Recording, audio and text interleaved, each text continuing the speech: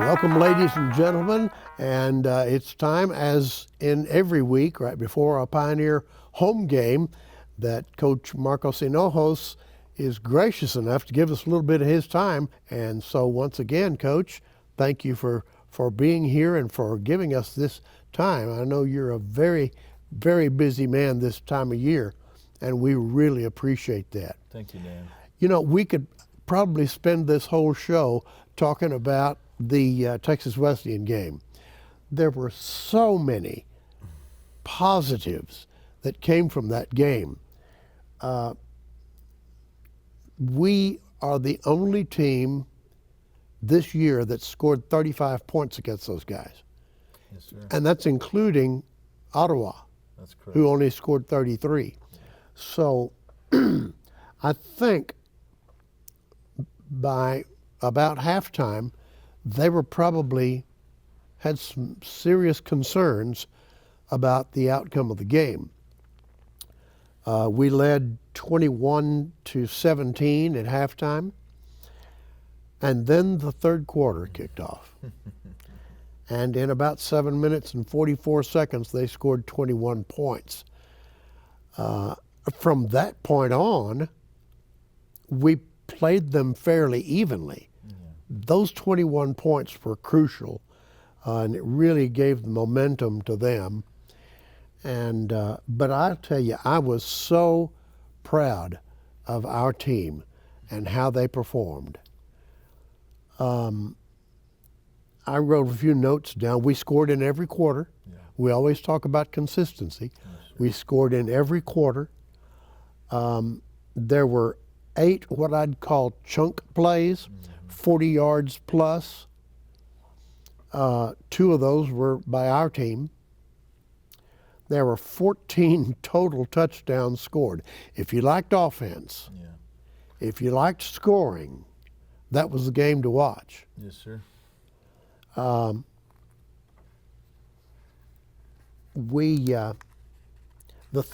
stat that really impressed me was time of possession. Yes, sir.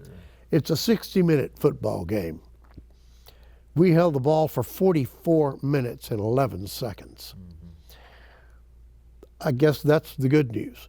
The bad news is they scored all of their touchdowns in 15 minutes and 49 seconds. Yeah, they were pretty efficient in that. They third really quarter. were. And I got so tired of seeing number 1 and number 3's back of their jersey as they went down the field, you know?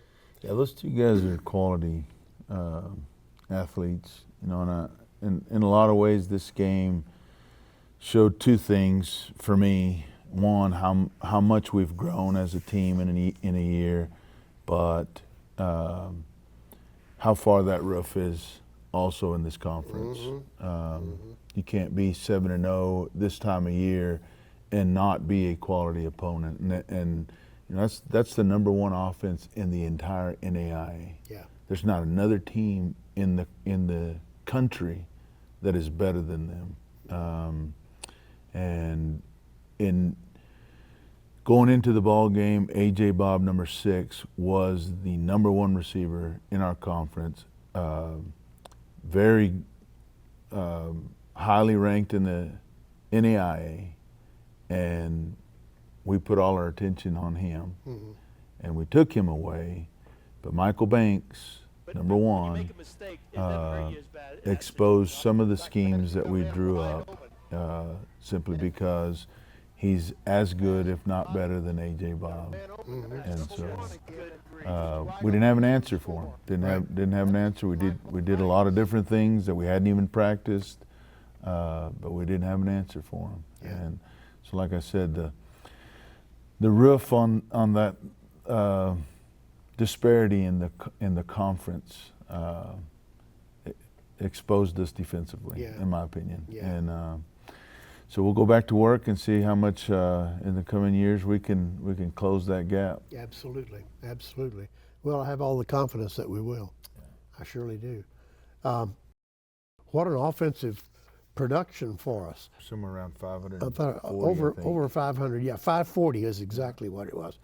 They were at 536. Yeah. So, You know, we were so close to, but it was just like you said, that defensive. They really took the top off of the defense. Yeah, and when you look at the classification of their offensive personnel, the majority of them are seniors. And then when you look at this is me as a coach trying to find the good in things. Silver lining. Yes. When you look at the classification of our defense and even our offense, we got the majority of them sophomore and freshmen. You know, and that's what's going to happen if you can't play somebody with the same number of senior, juniors, upperclassmen. You're going to have moments in the ball game like that, and that's exactly what happened. We did everything we could to prevent it, but just couldn't do it. Yeah. Well, they're a very good football team, and we nothing to hang our heads about at all in that game. Once again, I was just so proud of the way our guys performed. They didn't quit. After those 3 early touchdowns in the third quarter, 3 quick strikes that would just take the wind out of your sails. Man, they stayed right in there and scored 2 more touchdowns in the third and fourth quarter, and just kept coming, and they were still coming at the end of the game. Yes, sir. Yeah. So very, very pleased with them. Do you want to name anybody in particular or talk about anything from that game? Yeah, I think offensively, the guys that we need to talk about in that ball game that demonstrated, one, the belief that we can win, but 2, the ability to not give up regardless of the circumstances. That's David Guajardo at quarterback. I mean, I felt like he had probably the best game that he's had all year long. 347 yards passing. Yeah. And there was only 1 interception, and that one was in an effort to make something happen when we were behind. And so, and then the 2 running backs. You know what I stressed last week about these 2 running backs is that they're playing injured, and they're still having this kind of performance. And so, I like the kids just because of what I see every day in practice, but I have a greater sense of respect because as playing injured and still performing at the level that says a lot of who they are. It does. And then Josiah Barron, Josiah, I mean, they double teamed him. They had somebody over the top. They had somebody underneath him, and then they had somebody in his face, and he still, he still was able to produce the type of game that we would want him to produce. 12 catches for 161 yards. Yeah, I'm thoroughly impressed with the effort that he's putting out this year, and then the offensive line went up against a senior-led defensive line, and they held their own. They were able to allow Davian and the other guys to do the damage that they did against a very good defense. Defensively speaking, I feel like Isaiah Brooks continues to play at a high level. We had a freshman defensive end who really showed up against that senior offensive line. That's Nick Goins. He's a defensive end out of North Shore. Really pleased with his development. And then Brennan Davis is our Mike linebacker, who on the field defensively is like our quarterback, and he gets us lined up correctly. He's also playing with a AC separation, and so just impressed with the ability to do the things that he's doing and injured. Are Cumadre and Damon's injuries such that they're probably going to linger through the season? Yes, sir. One's a turf toe, and the other one's high ankle sprain, but he's also has a knee that swells on him from time to time. Yeah, Cumadre. Yeah, Cumadre. I know. Tough young man. Turf toe ended the career of Deion Sanders, so Yes, sir. it's not something to be trifled with. All right. It is impressive that he's out there performing. Another pass catcher, Brendan Strickland, showed up again, 5 catches for 133 yards. Yeah. He averaged as long of 85. You know, to be able to have both of those receivers on the outside to have that type of production is pretty impressive, in my opinion. That means Davian is spreading the football around where he needs to. Can't double team both of them. Right, right. For them, just to mention their guy, Sir Hill, he was a monster, man. He was on our guys every play. He had 13 tackles, total tackles. Yeah. Just an outstanding game for him. We were led by Brennan Davis, Isaiah Brooks, Donovan Henry, the normal cast of malevolence there. Just a great game. It was such a fun game to watch and to call. Yeah, you know, if you take away the third quarter completely, it's a 31-28 ball game, you know, and so, again, silver lining, you know, and this is me looking at the good that we're doing and where we're attempting to be at, you know, and Texas Wesleyan is where we want to be, and a lot of factors to talk about in that, but we'll go back to work and figure out how to be that type of team. Mm-hmm. Let's well, today is Senior Day, by the way. It's our final home game of the season, so we're going to recognize seniors. You want to say anything about that? Yeah, you know, we'll have a brief ceremony at the beginning of the ball game, and you know, those guys have, with the exception of one, have been here since their freshman year, and so these are guys that have developed here at Wayland and are getting a degree and done all the things that they're supposed to do, and have never given up. David Guajardo's one of them, Brian Ponder's another, Tanner Ballou, Jalen Reed is the one that has transferred in this year. And so we're extremely proud of the fact that we can take somebody from the freshman level through a JV type beginning and then to graduation. And so we're really excited about today for those guys. Do you have a sneak peek to quarterback for next year? Not yet. Okay. Working on that. Let's talk about Arkansas Baptist. First of all, give me a little insight about the program. Is this their first? No, it's not. They played football last year, didn't they? Yes, sir. Okay. This is their second year in the conference. Yeah, they're a former JUCO junior college team that moved into the NAIA, and we don't have much information regarding statistics, and so I know that their starting quarterback was injured after the Texas Wesleyan game, and he missed the next three. And they moved a slot receiver, a freshman slot receiver, to quarterback in the last two ball games. So going into this game, we don't know exactly what offensive scheme, what personnel is going to be in.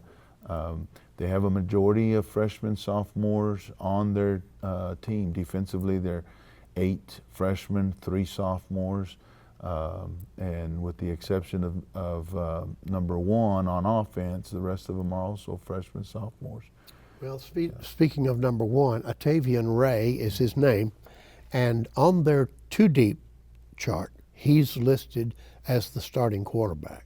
Yeah, he was the quarterback for the last 2 ball games, but he's been a running back slot receiver before then. Number 12 and number 8 have been the quarterbacks in the majority of the season. We anticipate that one, if not both of them, will be back for this game. I just don't know. I mean, wouldn't be able to tell you. Yeah. So. Do you know enough watching film about their particular tendencies that would help you prepare for one or the other? Yeah, I think the safest. Like one is a running quarterback and the Correct. other likes to be in the pocket? Correct. Number 1 is a running quarterback. He threw for, I believe, 34 yards against Ottawa. But number 12 is their passing quarterback. He's not a runner, but he in their scheme has plays where he does run with the ball. But number 1 is very, very dangerous. Kind of kid that can go,